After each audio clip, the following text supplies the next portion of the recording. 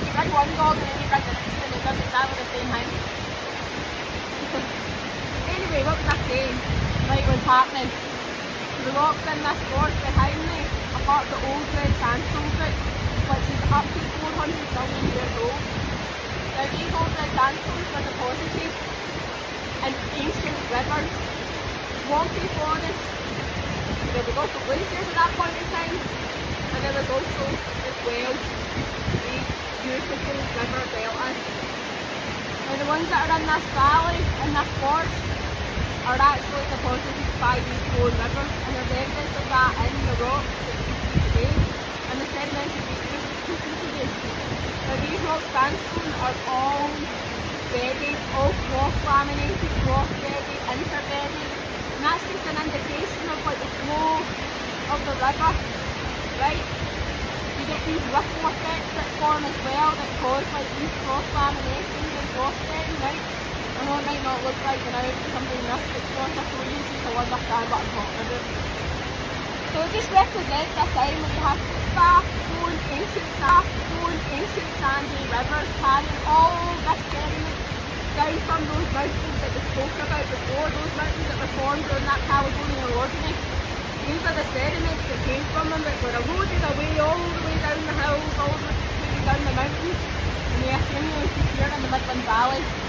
And old red sandstone found across this Midland Valley of Scotland, in between the Highland boundary fault, which runs from Helensburgh, it's actually in Arran as well, runs from Helensburgh to Stonehaven, and cuts across and separates the old red sandstone group, the Midland Valley group, and all the carboniferous rocks that you have, with the Dalradian supergroup, which is all your metamorphic rocks. And then you have your southern upland fault, which separates your old red sandstones and carboniferous rocks that you find in the Midland Valley, as well as your southern upland group, which is like more grey wackies that were deposited in a kind of marine environment, so it's a bit different again.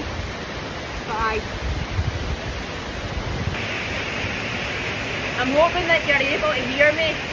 I've still not invested in a microphone, which I should probably do, so I'm having to shout at my phone, right? I've also got a waterfall right next to me, so it doesn't help, but I'll see if I can do some audio editing after this, right? So I want you to have a look at these layers here. This is how you recognise a sedimentary rock. Now these sedimentary rocks are known as sandstone. They're micaceous, which means that they have little bits of glitter, if you want to call them, little minerals that are glittery. Now the reason that these minerals are glittery is because they have one cleavage. Now a cleavage in geology is just a plane, right? So this has one plane, and that's why it sparkles, because the sun's shining off that one plane. So the individual layers represent different points in time, in geological time. The thicker the layer is, the more sediment was deposited at the one time, and the thinner the layer is, the less sediment that was deposited at that time. And they all accumulate over and upon each other, and eventually they get buried at depth. And you have a process which is called compaction. And that causes all of the sediments to then turn into rock over millions of years, right? I'm going to do one of those rock videos again, because we're going to talk about a sedimentary rock here that I found, right, that makes up the majority of the sedimentary rocks that are in this gorge behind me. Now this rock, I don't know if you can see it sparkle, maybe not the best. This is a micaceous sandstone. The reason it's called micaceous is because it contains mica minerals, which make it and give it this glittery appearance, right?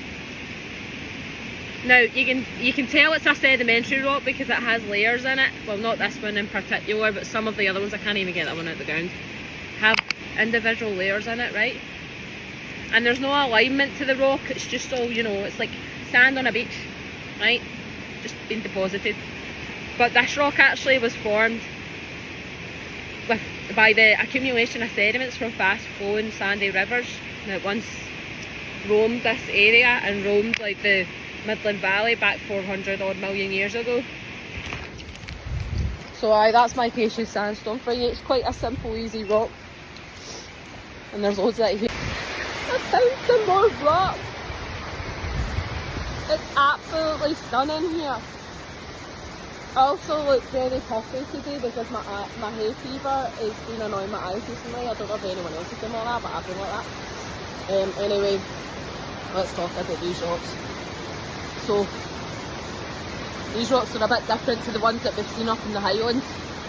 They're currently situated in the Midland Valley, actually in Lanark to be exact, and behind me is the falls of the Clyde. Now the rocks that surround me in this gorge are part of the Old Red Sandstone Group. Now the Old Red Sandstone Group was formed 400 million years ago, right, during the Devonian period. It's actually the accumulation of all those sediments that have eroded away from that mountain belt that we spoke about before, that mountain chain that forms where you have all the metamorphic rocks, right? All of these sediments have been eroded away and they've been carried by fast flowing ancient sandy rivers and deposited here. Now the reason we know that they were deposited by ancient sandy rivers is because you can see in the rocks some beautiful cross laminations, cross bedding as well. You can actually see the dip of the rocks is at an angle. I'll actually see if I can try to find some cross bedding or cross lamination now just to show you guys.